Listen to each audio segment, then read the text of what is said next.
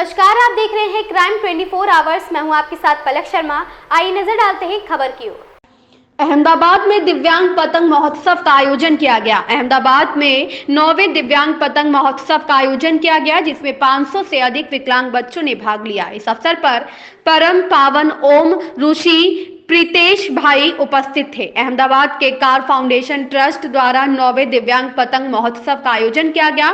अहमदाबाद के पलाडी इलाके में अन्नपूर्णा पार्टी प्लॉट में आयोजित इस पतंग महोत्सव में 500 से ज्यादा दिव्यांग बच्चों ने हिस्सा लिया। इस कार्यक्रम के दौरान अहमदाबाद के एलिस ब्रिज क्षेत्र से विधायक अमित भाई शाह भी विशेष रूप से मौजूद थे। विकलांग लोग भी चाहे तो हिमालय पर चढ़ सकते हैं। विकलांग बच्चों को मंच प्रदान करने के उद्देश्य से दिव्यांग पतंग महोत्सव का आयोजन दिव्यांग बच्चों के लिए किया गया। परम पावन ओम ऋषि प्रीतेश भाई, जो स्वयं एक दिव्यांग है, इन दिव्यांग बच्चों का उत्साह बढ़ाने के लिए उपस्थित थे। पतंग उड़ाने के साथ साथ फाउंडेशन ट्रस्ट के ट्रस्टी किंजल अशोक कुमार शाह और मिहिर अशोक कुमार शाह ने बच्चों के लिए हर संभव मनोरंजन की व्यवस्था की। योगेश गोस्वामी की रिपोर्ट। हेलो, नमस्ते। मारू नाम भावसा प्रदीप है। अमे अहींया ओमकार फाउंडेशन में घणा समयथी आवीए छे। घणा छेल्ला 4-5 वर्षथी अमे आवीए छे अने अहींया साરું એવું આમનું આયોજન હોય છે।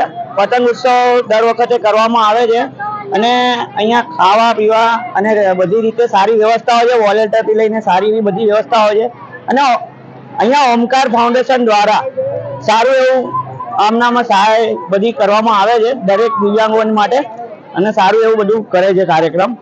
અને અહીંયાનો બધો અમે ઘણા દિવ્યાંગો છે, અમે સારો એવો એન્જોય કરીએ છીએ આવીને।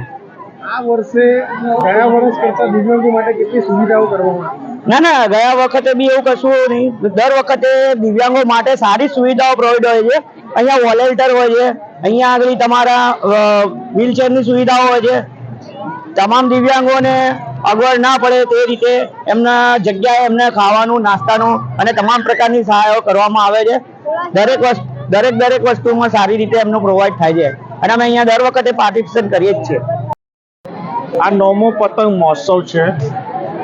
છેલ્લા 9 વર્ષથી ઓમકાર ફાઉન્ડેશન ટ્રસ્ટ દિવ્યાંગજનોની સ્વરોજગારી, એમના સર્વાંગી વિકાસ માટે કાર્યરત છે।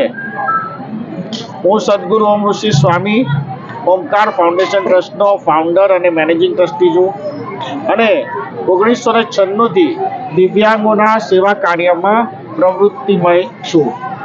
આ કાર્યક્રમનો મહિમા ખાસ કરીને દિવ્યાંગોને એક આનંદ, એક ઉલ્લાસ અને એમને પણ જેને કહેવાય ને કે એક મોટિવેશન જીવનમાં આગળ વધવા માટે પ્રેરણા મળે એ હેતુથી પતંગ મહોત્સવ કાર્યક્રમનું દર વર્ષે આયોજન અમે કરીએ છીએ। આપણે કેટલા દિવ્યાંગોને આમંત્રિત કરવામાં આવ્યા છે? લગભગ 500-550થી વધુ દિવ્યાંગજનોને આમંત્રિત કરવામાં આવ્યા છે। અલગ અલગ સંસ્થાઓમાંથી દિવ્યાંગો આવ્યા છે અને પોતાના માતા પિતા, વાલી, શિક્ષકો સાથે, માતા પિતા સાથે દિવ્યાંગજનો 550થી વધુ અત્રે ઉપસ્થિત છે। આજે આ દિવ્યાંગોને આમંત્રિત કર્યા છે તો એમને કેવી રીતે પ્રોત્સાહિત કરે? ઉત્તરાયણનો મહિમા કેવી રીતે એમને સમજાવે? અમે એ લોકોને જેને કહેવાય ઉત્તરાયણનો મહિમા સમજાવીએ છીએ રીતે કે ભાઈ જીવનમાં હતાશ ના થાવ। જેમ પતંગ હવામાં ઉડે છે, આકાશમાં ઉડે છે અને જેમ લહેરાય છે તેમ આપણી જિંદગીમાં પણ ભલે અત્યારે ક્યાંક તકલીફ છે, પીડા છે, દર્દ છે, પણ આપણે પણ પતંગની જેમ ઉડી શકીએ છીએ। એ પ્રેરણા, એ મોટિવેશન શિક્ષકોના માધ્યમથી, ઓમકાર ફાઉન્ડેશન ટ્રસ્ટના સેવાદળના માધ્યમથી, ઓમકાર સેવાદળના માધ્યમથી બાળકોને આપવામાં આવે છે। इस खबर में बस इतना ही। देखते रहिए क्राइम 24 आवर्स।